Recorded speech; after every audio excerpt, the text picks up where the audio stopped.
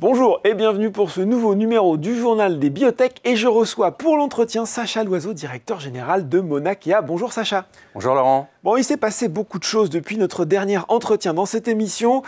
Bien sûr, l'actualité, c'est cette procédure de sauvegarde que la société avait ouverte en avril dernier afin de pouvoir restructurer sa dette qui s'élevait alors à 40 millions d'euros. Monakea est sorti de cette procédure, c'était le 13 novembre dernier.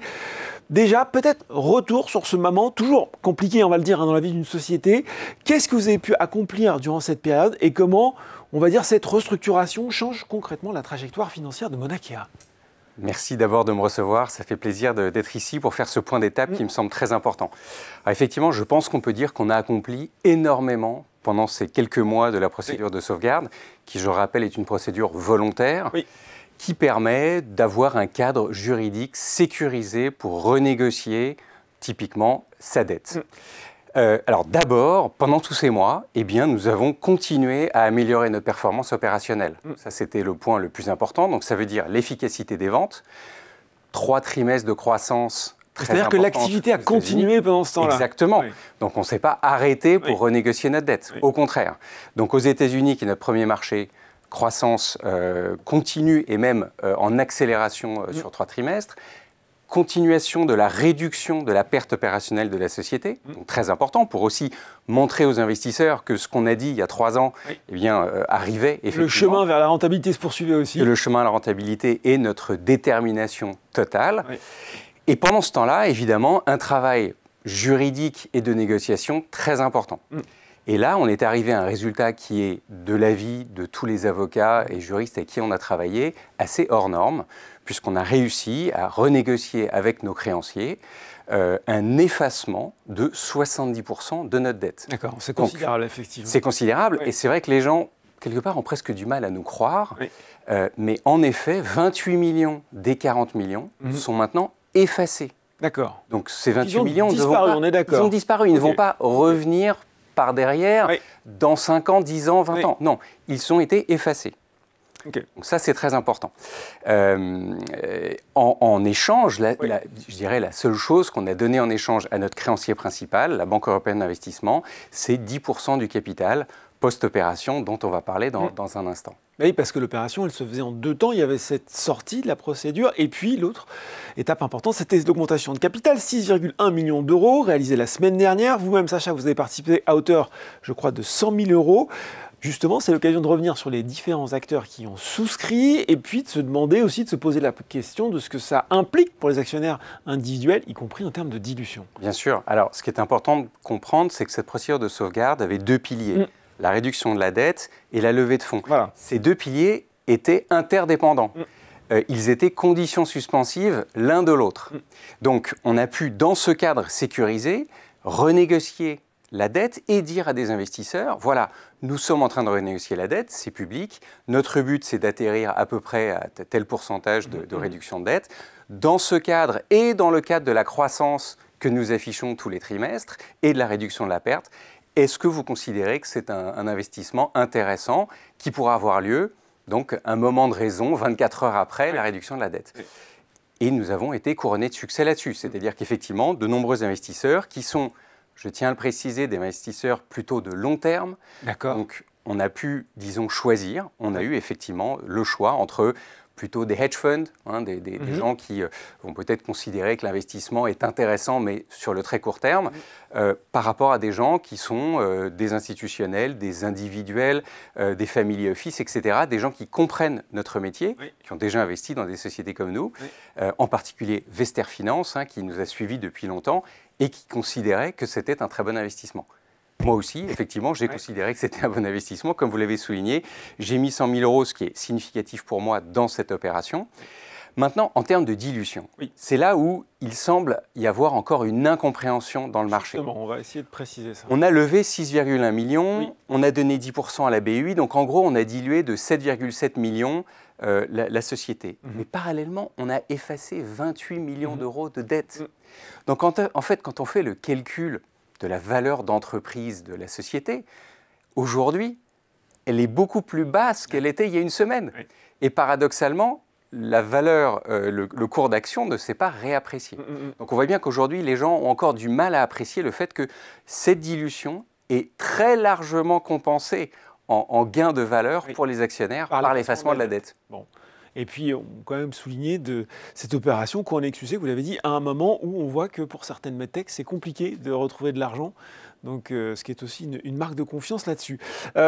Si maintenant on déroule le fil, quel horizon financier ça confère à Mauna Kea? Et dans la question, on a dit une partie de la dette est effacée. Sur celle qui reste, est-ce que la trajectoire de remboursement est soutenable? Absolument, ce sont deux très bonnes questions. Alors d'abord, je rappelle que par exemple en juillet dernier, nous avions fait un bridge de 1,8 million d'euros. Nous vivons encore sur ce bridge, c'est-à-dire que nous avons considérablement réduit notre consommation de cash. Ça, c'est très important et c'est l'objectif principal, encore une fois, de la société. Pas au détriment de la R&D, parce qu'on pourrait se dire « Ah, mais ils réduisent leur cash, mais du coup, est-ce qu'ils continuent ?» Et pas au détriment de la R&D. Nous investissons toujours significativement dans l'intelligence artificielle, dans des nouvelles sondes qui vont permettre d'augmenter la taille des marchés que nous adressons, etc. Donc, avec les 6,1 millions supplémentaires que nous avons levés, nous avons annoncé que nous avons maintenant un horizon financier jusqu'au deuxième semestre 2027. D'accord. Maintenant, pour chaque action nouvelle qui a été émise, nous avons aussi émis un BSA. Ce BSA a un prix d'exercice de 12 centimes. Aujourd'hui, l'action est encore en dessous de 12 centimes, encore une fois, ce qui me semble assez surprenant, mais c'est comme ça. Quand l'action s'appréciera au fil du temps et de nos bonnes performances qui vont continuer, eh bien, des gens vont exercer ces BSA parce qu'à ce moment-là, ils auront une plus-value supplémentaire grâce au BSA. Ça rapportera en plus du capital à la société.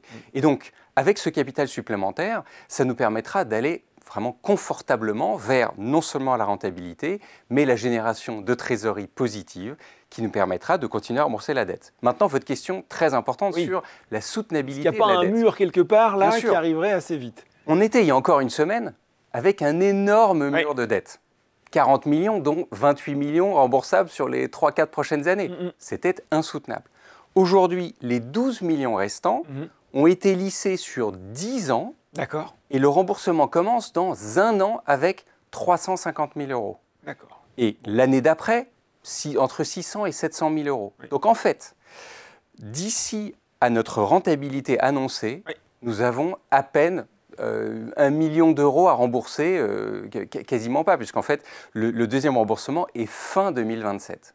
Donc, oui, le remboursement de cette dette est maintenant tout à fait aligné avec notre horizon de rentabilité et de génération de trésorerie positive. Bon, réponse très claire sur ce sujet. On voit donc une situation financière de Mauna Kea qui a été assainie avec cette procédure de sauvegarde, cette augmentation de capital réussie. Maintenant, on va revenir plutôt au métier de Mauna Kea, au potentiel commercial de Cellvizio, avec une question un peu poil à gratter. Pardon Sacha, on parle souvent du potentiel de ce produit, mais on voit aussi chez Mauna Kea, mais pas que chez Mauna Kea d'ailleurs, que l'adoption du produit, elle prend du temps, elle prend beaucoup de temps. Quels sont les signes tangibles que ça peut s'accélérer au moment où on se parle et dans les mois à venir? Bien sûr, et cette question est parfaitement légitime. C'est évident, et je ne vais pas vous faire une réponse très généraliste sur la medtech, tous les dispositifs innovants mettent du temps. Pour nous, de façon concrète, ce que nous voyons maintenant, d'abord depuis 3 ans, mais depuis cette année en particulier, c'est que dans une de nos indications phares, qui est l'indication sur la caractérisation des lésions du pancréas, c'est-à-dire des lésions qui peuvent être cancéreuses ou pas, nous sommes passés maintenant dans un régime où les gens considèrent que notre technologie devient un must-have, c'est-à-dire en bon français, quelque chose qu'il faut avoir. Indispensable. Indispensable. Pourquoi ? Parce que d'abord, la science est là. La science clinique. Nous avons mené aux États-Unis une étude clinique sur 500 patients, ce qui est énorme dans ce domaine, en collaboration avec 14 hôpitaux très prestigieux aux États-Unis. Ces données qui ont été présentées au mois de mai dernier à la grande conférence des maladies digestives ont fait beaucoup de bruit. Et depuis, alors que nous avions déjà une bonne dynamique, nous voyons des médecins qui disent « Non mais maintenant on a vu les données, on a entendu tel et tel médecin parler. C'est évident qu'aujourd'hui, quand on fait une procédure sur un kyste du pancréas, il nous faut le Cellvizio. » Et donc là, nous avons montré grâce à ça une trajectoire très plaisante aux États-Unis, puisque 3 trimestres de croissance, mais qui augmentent, 11%, 23%, 31%, nous continuons sur cette trajectoire. En dehors des US, nous avons été inclus dans les recommandations de bonnes pratiques européennes pardon, la société savante qui représente tous les gastro-entérologues européens. Donc nous avons aussi ça. Donc ça, c'est dans une indication absolument clé du Cellvizio.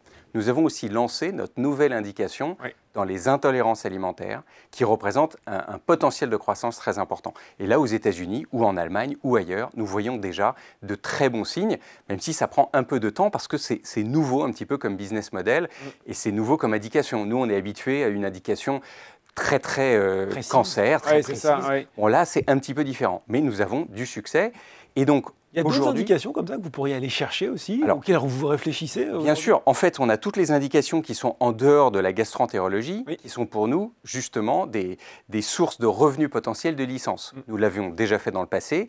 Maintenant qu'on a passé cette étape, eh bien, nous allons recommencer une campagne de business développement très importante pour justement aller chercher des revenus de licence qui permettront d'accélérer encore, finalement, notre accès à la rentabilité. Alors justement, il y a le Cellvizio, il y a les sondes aussi que vous développez. Comment la croissance, elle va se décomposer entre ces deux gammes de produits, si je puis dire, et puis ce rythme de croissance, comment vous le voyez là sur les prochaines années? Bien sûr. Alors ce qui est important en MedTech, c'est d'avoir du revenu récurrent pour justement avoir de la visibilité sur cette croissance. C'est notre cas, parce que plus de 50% de notre revenu est constitué, comme vous l'avez dit, de ces sondes qui sont des sortes de consommables, mais aussi des procédures. Parce qu'aux États-Unis, grâce au remboursement des procédures par Medicare, Medicaid et les assureurs privés, nous avons un levier très important pour la vente, c'est que, évidemment, l'hôpital gagne de l'argent. Donc non seulement l'hôpital va faire mieux pour ses patients, mais en plus va gagner de l'argent, et significativement.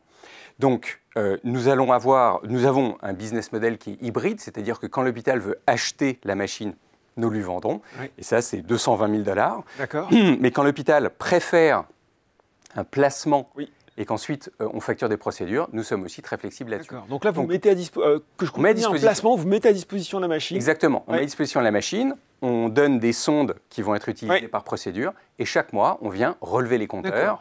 Et bien sûr, on a des gens qui viennent aussi accompagner la mise en route de cela pour que le volume de procédures soit très important. Et aujourd'hui, on a des hôpitaux aux États-Unis qui font des centaines de procédures par an. C'est aussi intéressant pour vous? C'est plus intéressant que de vendre un Cellvizio? Alors en fait, sur le long terme, c'est plus intéressant. D'accord. La marge brute est quasiment à 90%.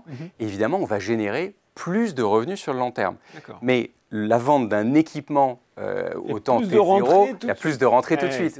Donc voilà, c'est comme ça qu'on... Bon, il y a la rentabilité, vous l'avez dit, qui est annoncée fin 2027. C'est un engagement entre, on l'a vu, la croissance d'un côté et puis la réduction de la consommation de trésorerie. Là aussi, question très pratique, quels éléments vous allez devoir valider pour tenir ce pari d'ici la fin 2027? Alors bien sûr, on continue une discipline de faire sur les dépenses. Sur les coûts, Donc c'est pas parce qu'on a levé de l'argent tout d'un coup qu'on va s'amuser avec, au contraire. On a donc une croissance aux États-Unis qui représente 80% de notre marché à 2 chiffres et qui va continuer à être très significative. Donc on a tous les bons signes. Notre pipeline d'affaires augmente plus vite que nos ventes, donc c'est très très bon. On a aussi de l'intérêt peut-être de partenaires commerciaux qui peuvent nous aider à augmenter notre échelle commerciale, notre superficie aux États-Unis. Et puis on a Cell Tolérance, donc notre activité sur les intolérances alimentaires, qui doit montrer en 2026 une forte croissance, ce qui est prévu, et qui va nous permettre de nous approcher le plus vite possible vers la rentabilité. Qu'est-ce qui pourrait menacer ce scénario, Sacha ? Les tarifs de Trump qui montent à 39%, comme il l'a fait pour la Suisse, mais là, il vient de redescendre. Sérieusement, bien sûr, ces tarifs sont un souci pour tous les fabricants de MedTech. Écoutez, on sait qu'en Chine, par exemple, qui est d'ailleurs un endroit où il y a de l'upside potentiel pour nous, il y a des concurrents. Mon ancien chairman disait toujours, le succès viendra avec la concurrence. Eh bien, effectivement, on pourrait voir arriver un concurrent sur le marché qui soit pas forcément donc ni américain ni européen, mais qui pourrait être chinois.